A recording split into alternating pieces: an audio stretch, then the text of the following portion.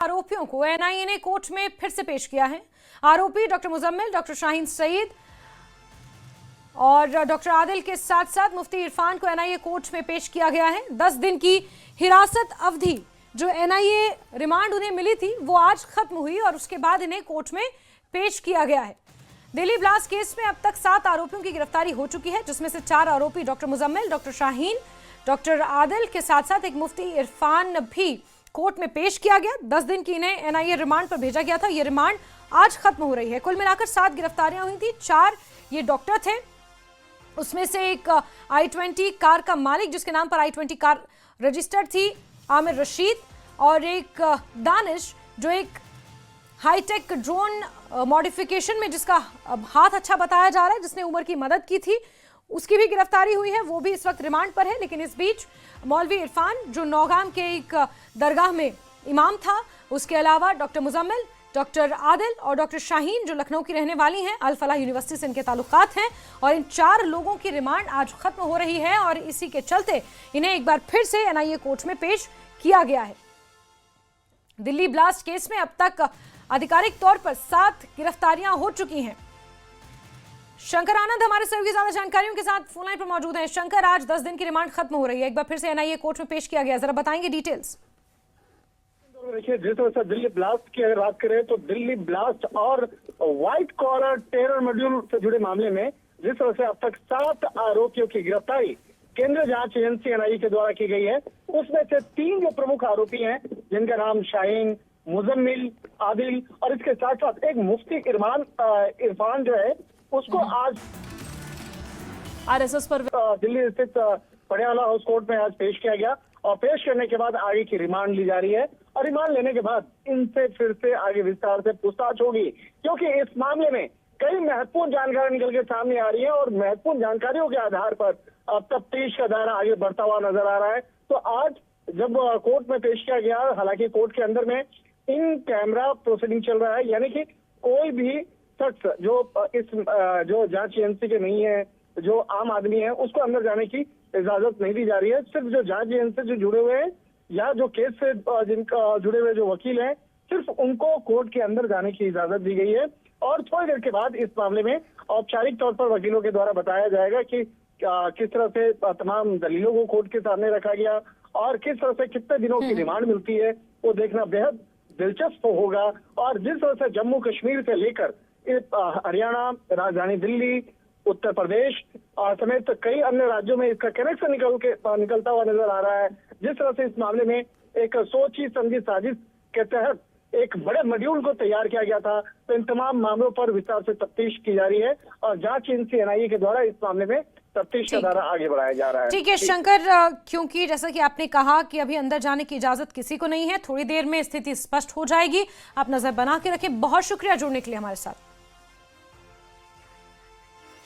तो 10 दिन की रिमांड पर ये लोग थे और 10 दिन की रिमांड अवधि आज खत्म हो रही है। इसी के मद्देनजर एनआईए ने 4 आरोपियों को कोर्ट में पेश किया है।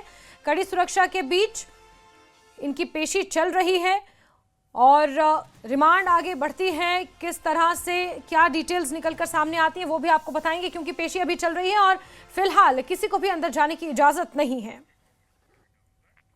आगे बढ़ते बात एक और बड़ी खबर की, जहां दिल्ली ब्लास्ट केस से जुड़ी ये खबर है। एनआईए ने ब्लास्ट केस में जांच तेज कर दी है और आतंकी डॉक्टर शाहीन से 18 लाख कैश बरामद हुआ है। कमरे की अलमारी से 18 लाख कैश की बरामदगी हुई है। 18 लाख कैश पॉलिथीन में छिपाया गया था। 25 सितंबर को आतंकी शाहीन ने कैश से ही कार खरीदी थी और अब एनआईए क्योंकि जांच कर रही है, आपको याद होगा कि डॉक्टर शाहीन को अलग अलग लोकेशंस पर ले जाया गया था निशानदेही के लिए, और एक बार फिर एनआईए ने जो जांच की है उसमें इस डॉक्टर शाहीन जिन्हें मैडम सर्जन के नाम से भी जाना जाता है, और इस मैडम सर्जन की अलमारी से पॉलिथीन में छिपाया गया 18 लाख कैश बरामद हुआ है। और अब एनआईए ये जांचने की कोशिश कर रही है, इसका पता लगाने की कोशिश कर रही है कि ये कैश आया कहां से, किस लिए इस कैश का इस्तेमाल किया जाना था, डॉक्टर शाहीन का क्या पे स्केल इतना था कि वो 18 लाख कैश इस तरह जमा कर सकती थी। ये तमाम पहलू हैं जिनके इर्द गिर्द अब जांच हो रही है। लेकिन इस बीच डॉक्टर शाहीन जो कि 10 दिन की एनआईए की रिमांड पर थी, आज उनकी 10 दिन की रिमांड खत्म हो रही है। फिलहाल दिल्ली की पटियाला हाउस कोर्ट में एनआईए कोर्ट में पेशी हो रही है और ऐसे में रिमांड आगे बढ़ती है या नहीं, इस पर सभी की निगाहें टिकी हुई हैं। लेकिन एनआईए की जांच में दिन प्रतिदिन जो खुलासे हो रहे हैं वो चौंकाने वाले हैं।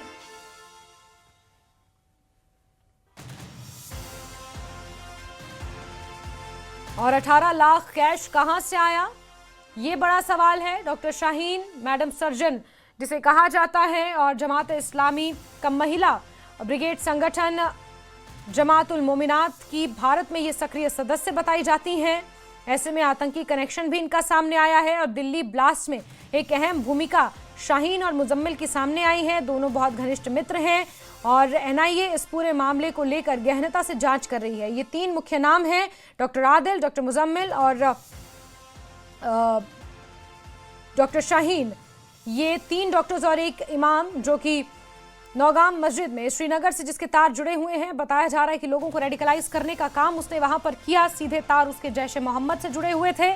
और ऐसे में ये जांच अब हर दिन नया रूप ले रही है। एक बार फिर से जांच में ये बड़ा खुलासा हुआ है। 18 लाख कैश बरामद किया गया है डॉक्टर शाहीन की अलमारी से, जो पॉलिथीन में छिपाया गया था।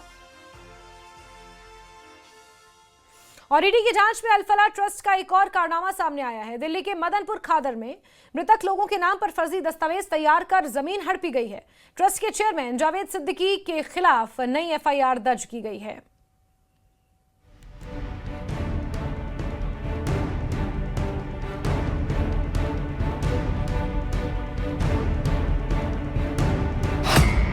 अल-फलाह यूनिवर्सिटी का घोटाला कांड।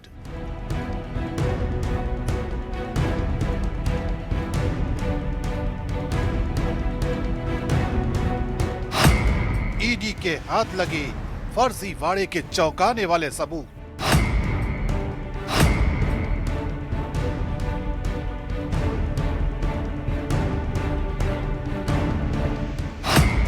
मरे लोगों के नाम पर जमीन का सौदा। ईडी की जांच में जो पहली और सबसे चौंकाने वाली बात सामने आई है वो है फर्जी जनरल पावर ऑफ अटॉर्नी का इस्तेमाल। ईडी को जांच में पता चला है कि मदनपुर खादर की खसरा नंबर 792 वाली जमीन पहले से ही विवादों में थी। लेकिन सबसे बड़ा खुलासा तब हुआ जब कागजों पर दस्तखत चेक किए गए।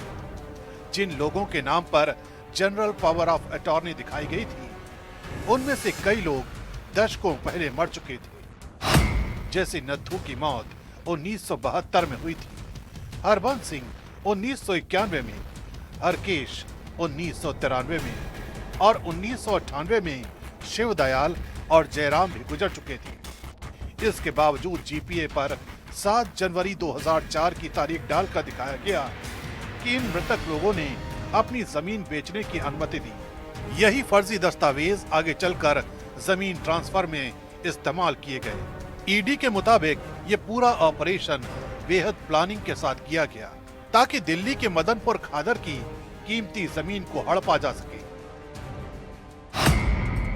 जांच में पता चला कि फर्जी जीपीए बनने के 9 साल बाद 27 जून 2013 को इस जमीन पर एक रजिस्टर्ड सेल डीड तैयार की गई। कागजों में जमीन की कीमत 75 लाख रुपए दिखाई गई और खरीदने वाली संस्था के तौर पर तरबिया एजुकेशन फाउंडेशन का नाम दर्ज हुआ।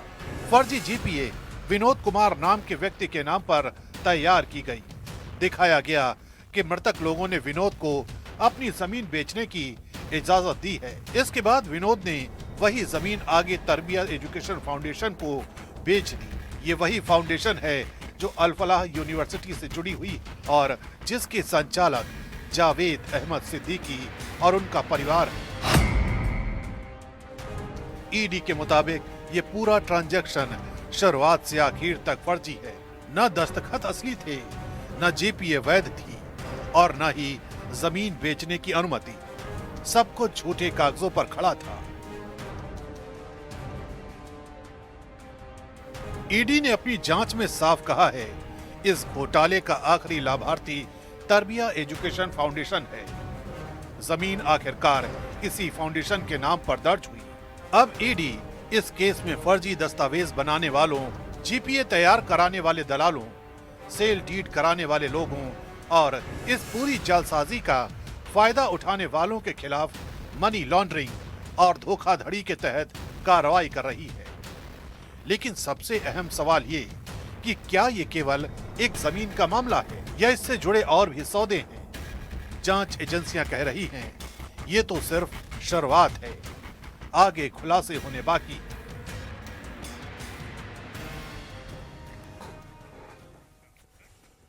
और यहां रुकते हैं छोटे से ब्रेक के लिए।